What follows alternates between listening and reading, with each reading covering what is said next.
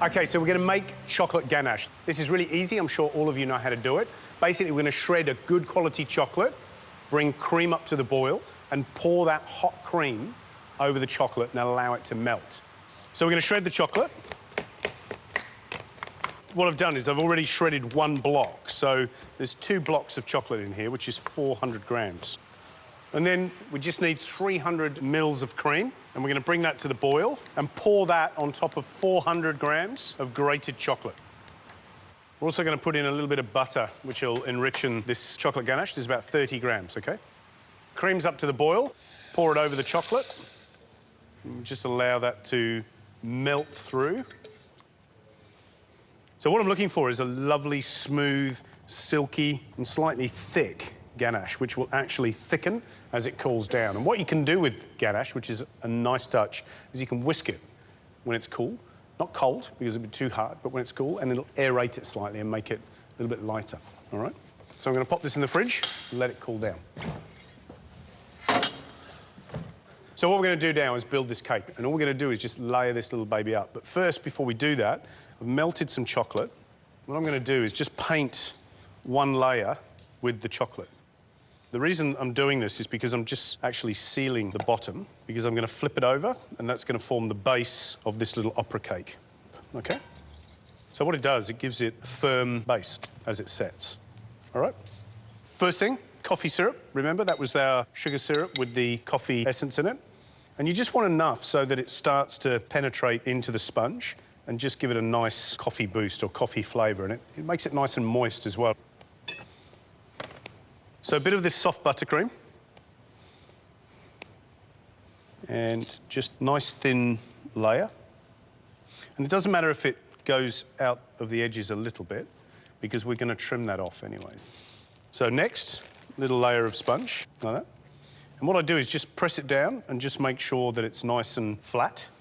Again, another little bit of the coffee syrup.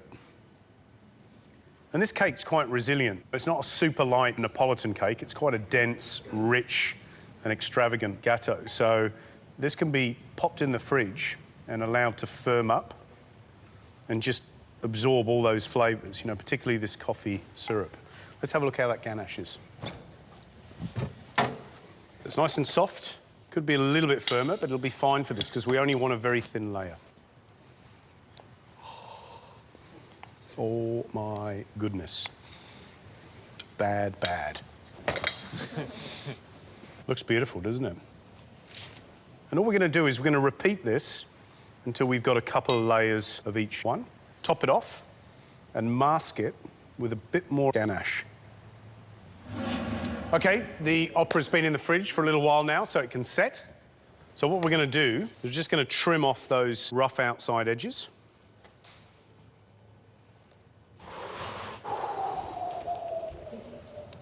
George? Wow.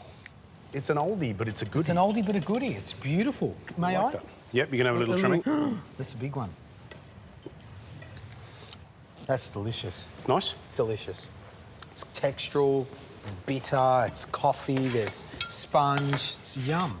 And then I want to put some cocoa powder on the top. And this is really good quality, dense cocoa powder.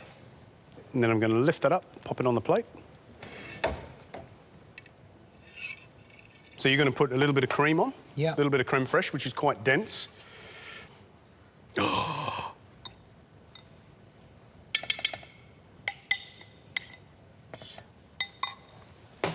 And then just put a little piece of gold leaf right on the top. Oh, look at that. Yeah, that's it. Beautiful. Beautiful. It just adds that little extravagance, that opulence. And opera, that's what it's all about. So there you have it, a classic gâteau opera with a little bit of gold leaf. So we need a couple of volunteers to taste the gâteau opera. Yes. Is that all? Oh, Marion, Jonathan and Callum. Take a little bit of the gold leaf if you want. Such an intense coffee flavour. It's good, isn't it? Mm. I love that bitterness as well you get from the cocoa. Sometimes things like this can be too sweet, but I think with something like that on top, really cuts through it as well. But also the texture, everything is so velvety. Like, that's the best buttercream I've ever tasted. It's Good, so isn't it? smooth. And I think the sponge benefits from being soaked, and you can soak it more. You could put Kahlua in there, anything that just sort of, you know, enhances the flavours. Right, guys, sit down. Thank you very much. OK, my top tips for that little gâteau opera. The Joconde is a great recipe to bank. And remember, it's about the aeration of the eggs and how you treat them, that they're light, creamy and foamy.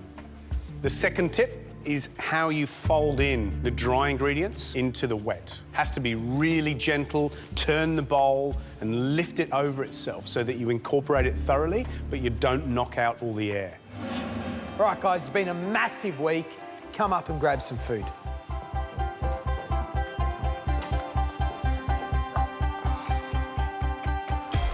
Oh, guys, it's a bit wet out there. Yeah. What happened? Oh, it's wet. Where's our chocolate? He ate it in the car. Right. Anyone want a little red? So, boys, how was your fabulous day at Bellefleur? Amazing, actually. Great, it's every chocoholic's dream. Is it? And as a total non-chocoholic, I could have gone through the rest of my life without ever eating chocolate, and I think I've turned a corner today. Wow, fantastic. So worth it? Worthwhile? Thank you very much. It's good to hear. Can you pass one down to Alvin? And I'll do that. It's been a massive week for you guys. To have 3 people come back into the competition, and they deserve it, let me tell you. They fought tooth and nail to give themselves a second chance. It ruffles the feathers of the rest of you, and you know what? That's a good thing. So ruffle on and cook on. Here's to the rest of the competition. cheers. Cheers.